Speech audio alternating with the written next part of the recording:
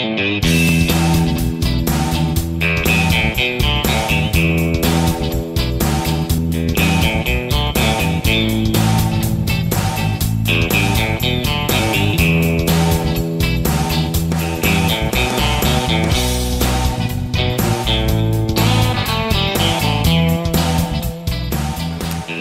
כאן עינת נרגד, מעצבת פנים והום סטיילינג מנרגד דיזיין co.il. הנושא שרציתי לדבר עליו היום הוא תוספת צבע לעיצוב הקיים כדי להעניק עניין וחום, ואני מתארחת בחנות ג'ינג'ר. ג'ינג'ר היא הזכיינית של המותג בנטון.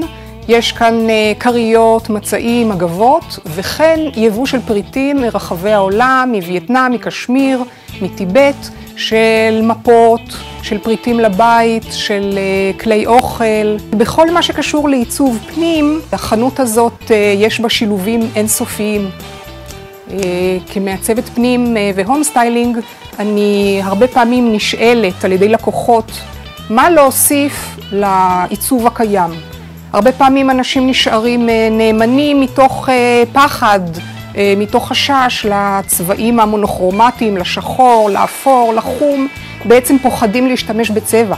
והחנות הזאת מלמדת אותנו שהשימוש בצבע הוא יכול להיות אנרגטי, אותנטי, ולשפר ולשדרג את החלל בבית. הנה למשל, על הספה הזאת אני שמה כריות בסגנונות שונים, וזאת היא בעצם אקלקטיות, שילוב סגנונות שנותן יחד הרמוניה ושקט עיצובי.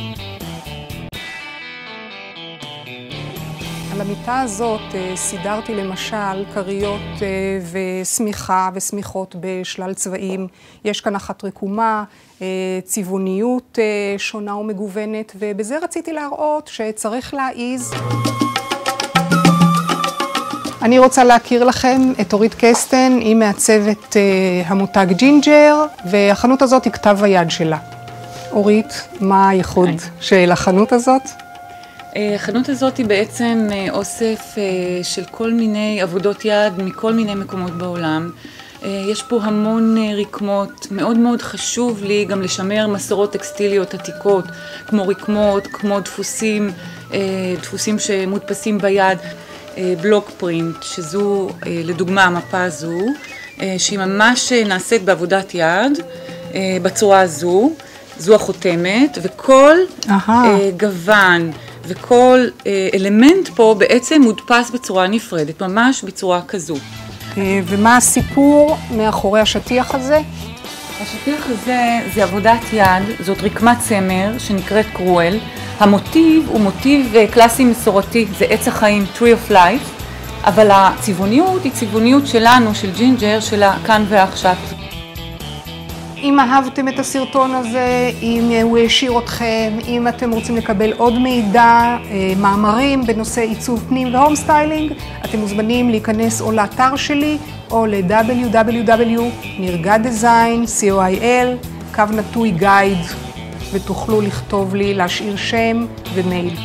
להתראות.